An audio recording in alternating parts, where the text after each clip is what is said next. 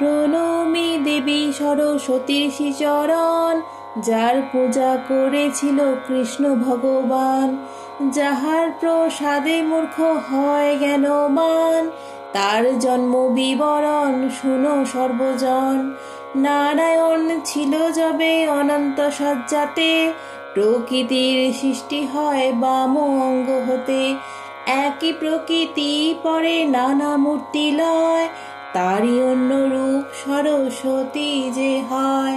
যে পূজে যে বা স্মরে এই ভূমণ্ডলে, চারি বেদ সর্বশাস্ত্র তার করতলে। মাঘ মাসে শুক্লাপক্ষ পঞ্চমী তিথিতে, বিদ্যারম্ভ পূর্বে তারে পূজিবে ভক্তিতে। পূর্বদিনে হবিষান্ন করিয়া গ্রহণ, শ্রীপঞ্চমী দিনে তারে করিবে অর্চন। সংযম করিয়া থাকি সর্ববিজ্ঞজন, মনোমত ঘট এক করিবে স্থাপন। গণেশাদি পঞ্চদেবে পূজি তৎপরে, করিবে দেবীর পূজা অতি ভক্তি ভরে।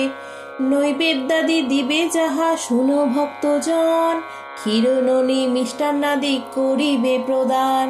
শ্বেত পদ্ম শ্বেত মাল্য শ্বেত পুষ্প দিবে, নানা বস্ত্র দিয়া তারে যতনে পূজিবে।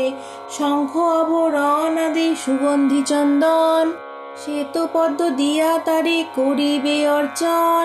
নানাবিধ ফলে ফুলে সাজায় যতনে, করিবে দেবীর ধ্যান ভক্তিযুক্ত মনে।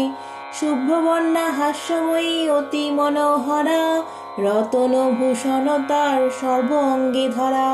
কোটি চন্দ্র প্রভা তিনি করেন ধারণ, পরিধানে শ্বেত বস্ত্র শ্বেত পদ্মাসন। ব্রহ্মা বিষ্ণু আদি করি দেবগণন, অর্চনা করেন তারে হয়ে এক মন। অষ্টাক্ষর মূল মন্ত্র বাগদেবীর হয়, ভক্তি ভরে সাধ্য মতো জপ শুধু তাই। এই মন্ত্র যে জন জপে ভক্তি মনে, দেবী বর পুত্র হয় জানিবে ভুবনে। সত্যযুগে এই মন্ত্র ভাগীরথী তীরে, নারায়ণ দিয়াছিল বাল্মীকি মুনিরে। পুষ্করে শুক্রে দেন ভৃগু মহামতি, মরীচির কাছে পান গুরু বৃহস্পতি।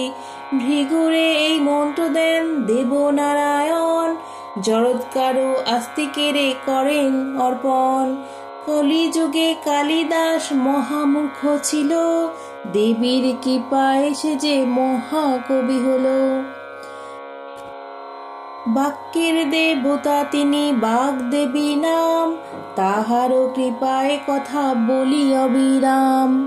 কাম মোক্ষ যাহা কিছু সংসার ভিতরে, সকলই অসার যদি বাক্য নাহি স্ফুরে। মনুষ্য হইয়া যে বা না পূজে তাহারে, সপ্তকল্প মূর্খ হয়ে থাকে সংসারে। অতি দুঃখে দিন কাটে নাহিক সংশয়, পূজা অন্তে বাগদেবীর বন্দনা করিবে। তার উপরে ভক্তি ভরে নির্মাল্য লইবে, তার উপরে ভক্তি ভরে নির্মাল্য লইবে।